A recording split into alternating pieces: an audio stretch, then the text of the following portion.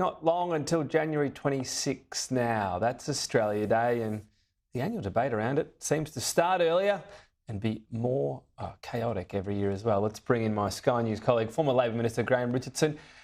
Richo, latest one was Cricket Australia. I mean, apparently, I don't know, a lot of these stories you read and then the official authority says it's different. They're just going to quietly announce on the day that, by the way, it's Australia Day. That does seem a shift. Is this just sort of inevitable? I mean, a lot of people have shifted when they do it. Is the next generation and the one after that going to slowly phase this out? What do you think? Well, I hope not. I mean, I'm in favour of Australia Day. I put my hand up. I think it's a great thing to have a day you celebrate Australia, and for some people out there, it wouldn't matter what day you picked, they'd find something wrong with it. As far as I'm concerned, January 26 is fine, and I'll be there cheering on my country. It feels like the situation, though, is, fairly or unfairly, it's divisive. Would it be better if some of the so-called solutions had been approached, maybe one on the 26th, one on the 27th, different, keeping it but adding to it, some sort of approach that might please both sides? Or is it you're never going to please everyone? I think that's fanciful. You won't get anything that pleases both sides. It gets so aggro, this argument. I don't understand it myself, but it gets very, very aggressive on both sides. I'm just a bloke who's grown up knowing Australia Day is the 26th of January, and I'm more than happy with it.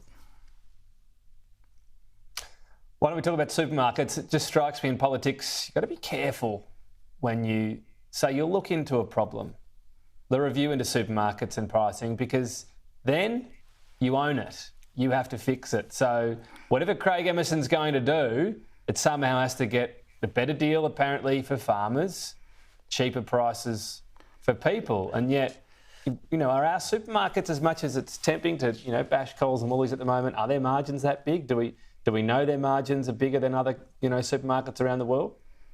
No, I suppose we're having an inquiry to find out, but it just seems to me be a bit over the top. I think we're pretty well served myself, and I can't see the reason for the hype around this. As far as I'm concerned, they've got to make a profit. They're not in there as a charity. They've got shareholders who expect a return on their investment, and they've got to provide it. So I've got no problems with the way they behave. They behave exactly as companies are going to do if you're under a system called capitalism. This is capitalism, raw-boned though it may be. That's what it is. So that's what this has got to look into, right? That when it goes beyond the sort of headlines and, wow, they make a lot of money.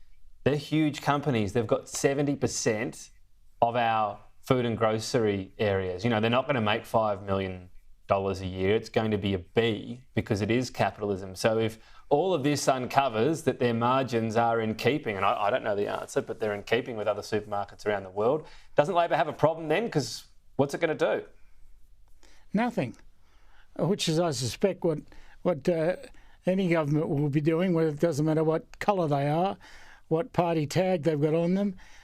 You can't, this is a country where you don't have price control.